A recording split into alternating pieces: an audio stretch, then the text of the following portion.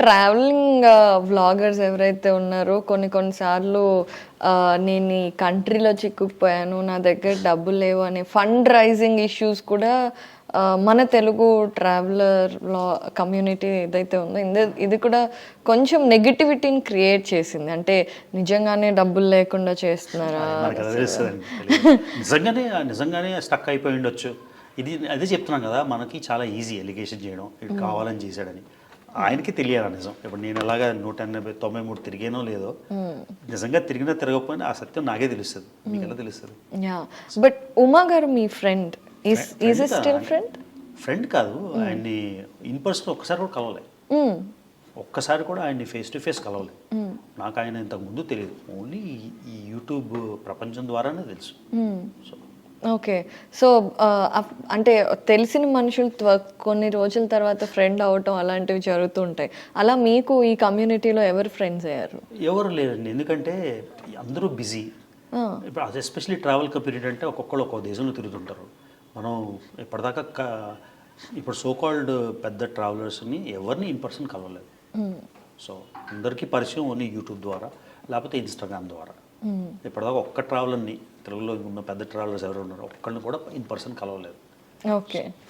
So ఈ disturbances, ఈ confusions అన్నీ క్లియర్ చేయడానికి మీ ట్రావెల్ వ్లాగర్స్ ఎవరైతే ఉన్నారో అందరూ కలిసికట్టుగా ఒక వీడియో చేయడం కానీ, అన్నిటినీ సార్ట్ చేసి మళ్ళీ పాజిటివ్ యాటిట్యూడ్ క్రియేట్ చేయాలని కదా. ఇప్పుడు నాదనుకోండి, నా మీద ఎలిగేషన్ వేశారు, నేను ఎవరి మీద రిటర్న్ ఎలిగేషన్ వేయలేదు, లేకపోతే కాంట్రవర్సీ, నేను నాకు అయిన దానికి జవాబు చెప్పుకున్నా, కానీ వేరే వాళ్ళని అబ్యూజులు చేయలే కదా. సో అది ఎవరు చేసారో వాళ్ళ మీద డిపెండ్ అయి ఉంటుంది.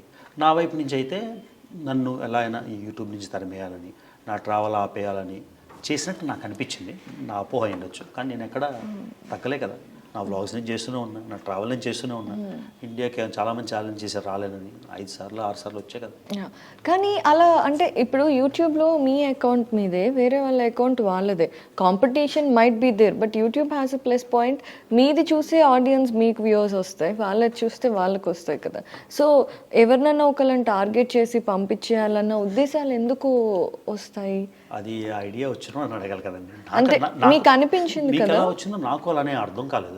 కాంపిటీషన్ ప్రొఫెషనల్ రైవలరీ అనుకోండి, నేనే ఎదగాలి, వేరే వాళ్ళు వల్ల నాకు వ్యూస్ రావట్లేదని అనుకొని చేసి ఉండొచ్చు కదా. ఇది నేను ఓన్లీ అజంప్షన్స్ చేసుకుంటున్నా, నాకు తెలియదు. Have you try to sort it out directly? లేదండి, ఆపర్చునిటీ రాలేదు. సో ఓకే, అంటే యుద్ధాలన్నీ వీడియోలోనే ఉంటాయి. అంతే. నాకు మెజారిటీ ఆఫ్ ద టైం నాకు డిఫెండ్ చేసుకునే, ఒకటి అస్త్రం వేసేవారు, అది డిఫెండ్ చేసుకునేసరికి అయిపోయింది. ఎందుకంటే మనం ముందే కాంట్రవర్సీ చేయాలనే ఉద్దేశం లేదు, వేరే వాళ్ళని కించపరచాలనే ఉద్దేశం లేదు, కాబట్టి అదే మేబీ బెటర్ స్ట్రాటజీ ఏమో. మీరు నన్ను తిట్టే ముందు నేను మిమ్మల్ని తిట్టేశాను అనుకోండి, అది ఈజీ అవుతుంది కదా. ఓకే, సో అలా అంటారు.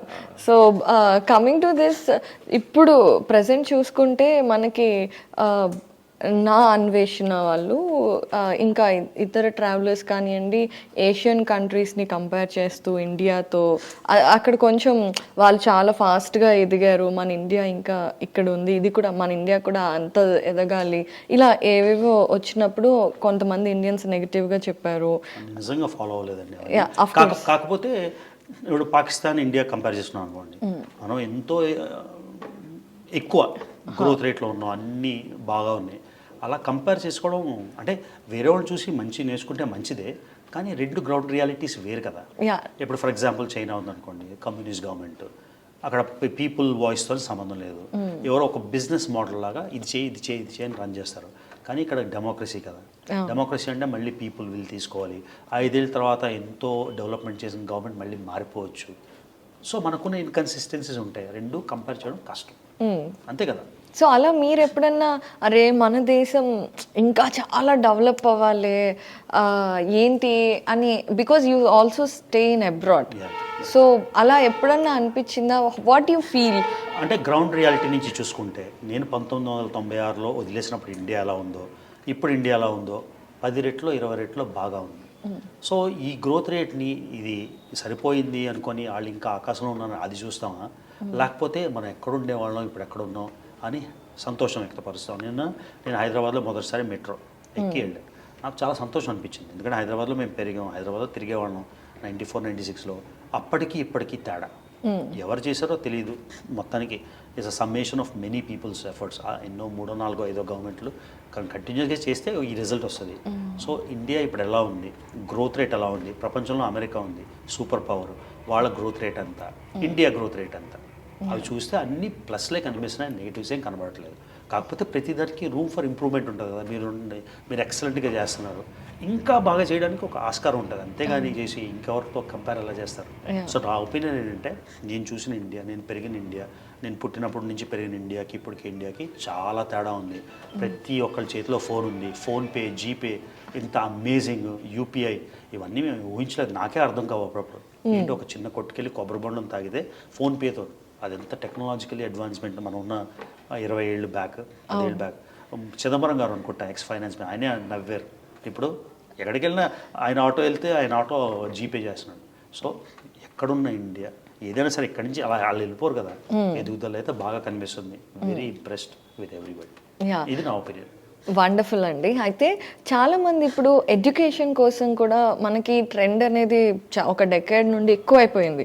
ఎడ్యుకేషన్ కూడా అబ్రాడ్ వెళ్ళిపోవడం, అక్కడ చాలామంది ఇబ్బంది పడుతూ వీడియోలు పెట్టడం ఇలాంటివి చేస్తూ ఉంటారు కదండి. అవి ఎప్పుడన్నా మీరు చూస్తారా? చూసారు, అది కాన్షియస్ డెసిషన్ కదండి. ఇప్పుడు ఫర్ ఎగ్జాంపుల్ మన లైఫ్ స్టైల్లో లేకపోతే మన ఫైనాన్షియల్ బేసిస్ చూసుకొని మనం ప్లాన్ చేసుకొని వెళ్ళిపోయి, అక్కడ ఏదైనా ప్రాబ్లం వస్తే ఎలా బయటకు వస్తామని కూడా ప్రిపేర్ అయ్యి వెళ్ళాలి కదా. మనం కరెక్ట్గా ప్రిపేర్ వెళ్తే ఇష్యూ ఎందుకు వస్తుంది? ఫర్ ఎగ్జాంపుల్ నా దగ్గర డబ్బులు లేవనుకోండి, నేను ఒక 8 లక్షల లోన్ తీసుకొని వెళ్ళిపోయాను, పొరపాటున అక్కడ ఏదో నాకు ఉద్యోగం రాలేదు, అప్పుడు ఆ ప్లాన్ బి కూడా ఆలోచించుకోవాలి కదా. ఆ ప్లాన్ బి సో మనలోనే ఉంది అని నా ఉద్దేశం. ఓకే, అంతే కదా. ఇప్పుడు సిరియా వెళ్ళానండి, నా పాస్పోర్ట్ పోయింది, పాస్పోర్ట్ పోతే 1 వీక్ నేను స్టక్ అయిపోయాను. అది నేను మెంటల్గా ప్రిపేర్ అవ్వాలి కదా, ఆ బడ్జెట్ నేనే పెట్టుకోవాలి. అవును, ఆ బడ్జెట్ లేకపోతే ఏం చేస్తాను, మళ్ళీ యూట్యూబ్ బ్లాగ్ చేసి ఆడాలా.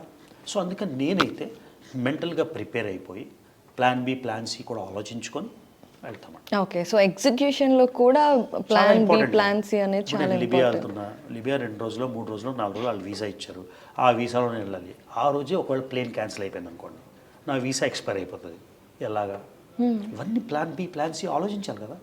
అవన్నీ ఆలోచించుకొని పక్కన, కానీ the fear of the unknown అని ఏదో తెలియని పరిస్థితి వస్తుంది, కానీ దానికి మెంటల్గా ప్రిపేర్ అయ్యి, ఫైనాన్షియల్గా ప్రిపేర్ అయ్యి, మెటీరియల్గా ప్రిపేర్ అయితే ఏ ఇష్యూ రాదని నా ఒపీనియన్. ఓకే అండి.